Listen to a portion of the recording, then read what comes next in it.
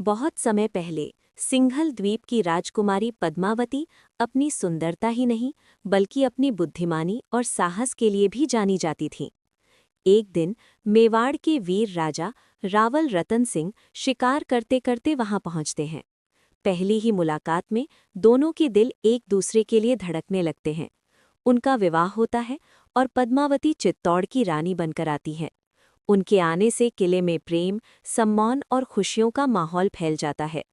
लेकिन दूर दिल्ली में बैठा सुल्तान अलाउद्दीन खिलजी सत्ता और लालच का प्रतीक था। उसे हर खूबसूरत और कीमती चीज पर अधिकार चाहिए था। जब इसे रानी पद्मावती की सुंदरता के बारे में पता चलता है तो उसके दिल में उन्हें पाने का जुनून जाग उठता है। वो चित्तौड़ की ओर बढ़ता है। खिलजी धोखे से राजा रतन सिंह को बंदी बना लेता है और संदेश भेजता है कि रानी को उसके पास आना होगा। ये सुनकर पूरा किला शोक में डूब जाता है, लेकिन रानी पद्मावती हार नहीं मानती। वो साहस और बुद्धिमानी से योजना बनाती हैं। सैकड़ों पालकियों में छिपे सैनिक दिल्ली पहुंचते हैं और राजा को छुड़ा लाते हैं। कुछ समय के लिए किले में फिर से उम्मीद लौट आती है। पर खिलजी का क्रोध अब और भयानक हो चुका था।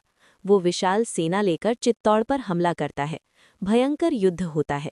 राजा रतन सिंह अंतिम सांस तक लड़ते हैं, लेकिन अंततः वीर गति को प्राप्त होते हैं। किले की दीवारों के भीतर मातम छा जाता है। रानी पद्मावती समझ जाती हैं कि अब दुश्मन किले में घुसने वाला है। अपने सम्मान और स्वाभिमान की रक्षा के लिए वो एक कठिन निर्णय लेती हैं।